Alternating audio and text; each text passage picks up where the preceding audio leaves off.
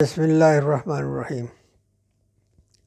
حضرات، آج بہت اہم موضوع پر میں بات کرنا چاہتا ہوں۔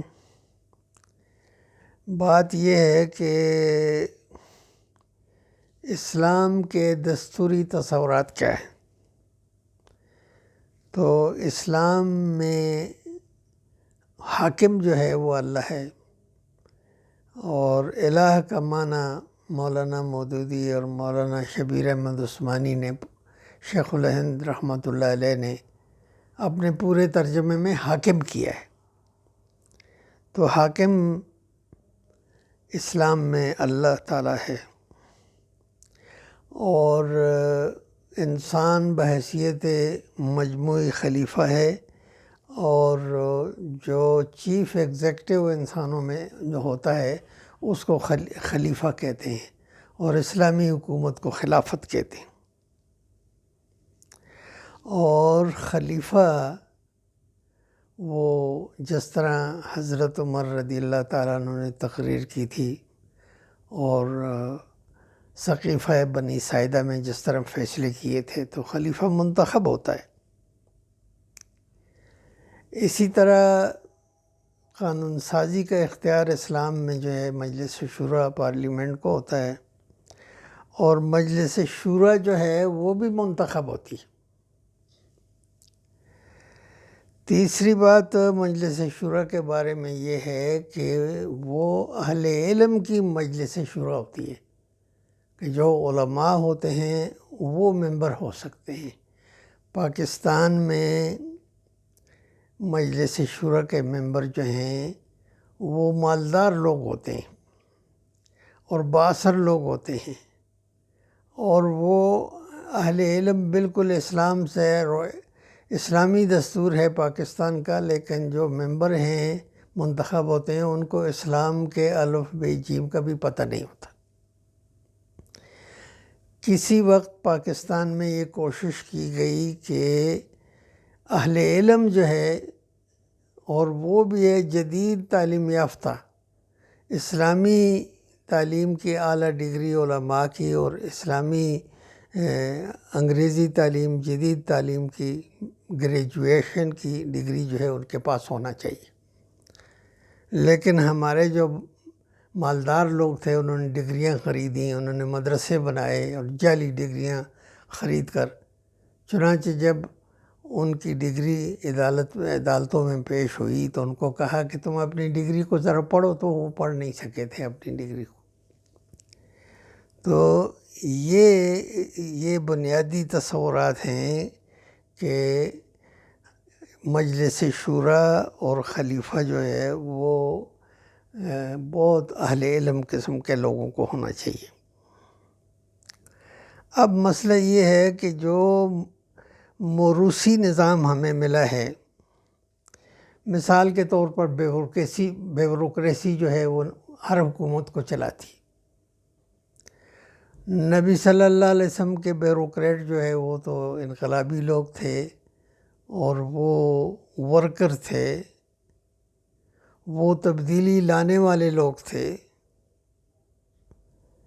لیکن انگریزوں نے جو بیوروکریٹ چھوڑے تھے ہمارے لیے، وہ انگریزوں کی حکومت چلاتے تھے، لوگوں پر جبر کرتے تھے، پولیس سختی کرتی تھی، اس طرح وہ بیوروکریٹ لوگوں پر حکومت کرتے تھے۔ اب جب آزادی مل گئی اور اسلامی حکومت آ گئی، تو اب ہمارے بیوروکریٹ اور ہمارا جو چیف ایگزیکٹو یا خلیفہ ہوتا ہے، وہ اس کا مقدمہ رہتا ہے۔ ساری زندگی میں ہم دیکھتے ہیں کہ بھئی بیوروکریٹ جو ہے وہ حکومت کے ساتھ مقدمہ کرتے رہتے ہیں، چیف ایگزیکٹو کے ساتھ کیوں، ہمیں کیوں تبادلہ کیوں ہوتا ہے، یہ کیوں نہیں ہوتا، یہ حقوق کیوں ہوتے ہیں۔ حالانکہ اسلام میں وہ بیوروکریٹ عاملین، خادمین ہوتے ہیں، کہ اسلام نے کہا ہے کہ یہ خدمتگار لوگ ہیں، قوم نے ان کو خدمت کے لیے منتخب کیا ہے، اور بہت اچھے معاوضے بھی دیے ہیں۔ تو میرے خیال میں کہ یہ جو اس وقت بیوروکریسی کے جو رول ریگولیشن ہیں، اور ہر وقت وہ دوڑ کر ان کو جو شخص بھی ہائی کورٹ میں جاتا ہے اس کو تو اسی وقت ڈسمس کرنا چاہیے کہ اچھا بھائی تم خدمت نہیں کر سکتے ہو تو چلو گھر میں بیٹھو پھر۔ رائٹ انگریزوں نے دیا تھا کہ بھئی تم ہمارے لیے لوگوں کو غلام بناؤ۔ اب سید القوم خادمہم اسلام کا تصور یہ ہے کہ وہ خدمتگار ہیں، اگر وہ بیوروکریٹ خدمت نہیں کرتے تو اسلامی دستور کے مطابق ان کو سیدھا گھر کا راستہ دکھانا چاہیے۔ یہ جو مقدمات ہوتے ہیں رات دن، اور پھر وہ رشوتیں لیتے ہیں، پھر ان کے اختیارات کو بذات خود استعمال کرتے ہیں اور وہ پھر لوگوں سے رشوت لے کر وہ کام کرتے ہیں۔ اسی طرح جو ہے ہمارے جو جج صاحبان ہوتے ہیں، وہ جج صاحبان در حقیقت چیف ایگزیکٹو کے معاون ہوتے ہیں۔ اصل میں عدل کرنا چیف ایگزیکٹو کا کام ہے، اور وہ چونکہ خلفائے راشدین چونکہ خود وہ جج نہیں بن سکتے تھے تو انہوں نے جج بنائے اور اپنے آپ کو بھی پابند کیا کہ ہم بھی ججوں کے سامنے جا کر بیٹھیں گے۔ اب ججوں کی حالت یہ ہے جی کہ جج جو ہے اب انہوں نے ایک خدائی کا منصب اختیار، یعنی جج اپنے آپ کو خود مقرر کرتے ہیں۔ چیف ایگزیکٹو کا رول صرف اتنا رسمی رہ گیا ہے کہ وہ ان کو حلف دیتا ہے، یہ ایک رسم رہ گئی ہے، ورنہ حلف لینے کے بعد جو ہے وہ چیف ایگزیکٹو کو جو ہے پھر اتنا ذلیل کیا جاتا ہے، یعنی خلیفہ کو اتنا ذلیل کیا جاتا ہے کہ اگر اس کو عدالت میں بلایا جاتا ہے، وہ خود جاتا ہے یا اس کا کوئی کارندہ جاتا ہے، تو اس کا جانے سے پہلے جو اس کا وقار ہوتا ہے، جب وہ عدالت سے واپس آتا ہے تو اتنا اس کا وقار نہیں رہتا ہے، اس کے پاس اس کی حیثیت بالکل ختم کر دی جاتی ہے۔ تو جج صاحبان جو ہیں وہ ان کو ہم اللہ کو ہم خدا کہتے ہیں، حاکم کہتے ہیں، اور فارسی میں ہم نے اس کے لیے خود یعنی وہ اب بذات خود وہ حاکم ہے۔ جج صاحبان نے اب بذات خود حاکم بن گئے، انہوں نے خدائی ایک منصب اختیار کر لیا ہے کہ جج خود اپنے آپ کو مقرر کرتے ہیں۔ یہ کسی دنیا کے کسی نظام میں نہیں ہو سکتا، نہ ہے نہ کسی دستور میں اس کو ہونا چاہیے۔ یہ تو چیف ایگزیکٹو جج کو مقرر کرتا ہے، پھر چیف ایگزیکٹو بھی اسلامی دستور کے مطابق حضرت عمر دوسرے اپنے مدعی اور مدعی علیہ کے سامنے جا کر بینچ پر بیٹھے تھے، ان کو امتیازی شان ادھر نہیں ہوتی تھی۔ تو اس کا مطلب تو یہ نہیں ہے کہ جج صاحبان جو ہیں خود اپنی اب ججوں کے خلاف شکایت ہو تو خود انہوں نے اپنی ایک کونسل بنائی رکھی ہے، پھر وہ اپنی غلطیاں بھی خود نکالتے ہیں۔ حالانکہ یہ پارلیمنٹ کی کمیٹی جس طرح ہے آج کل، جس طرح دستور میں لکھا ہوا ہے، تو پارلیمنٹ کی کمیٹی جو ہے وہ ان کی غلطیوں کو دیکھے اور ان کو، تو ججوں کے عزل اور نصب کا اختیار جو ہے خلیفہ کو ہونا چاہیے۔ اگر خلیفہ کسی کو نصب کر سکتا ہے، مقرر کر سکتا ہے، تو اس کو ہٹا کیوں نہیں سکتا؟ اصول یہ ہے کہ خلیفہ جو ہے اس کو ہٹا بھی سکے، اور یہ جج صاحبان نے جو اپنے لیے اختیارات خود لے لیا ہے یہ۔ اس کے علاوہ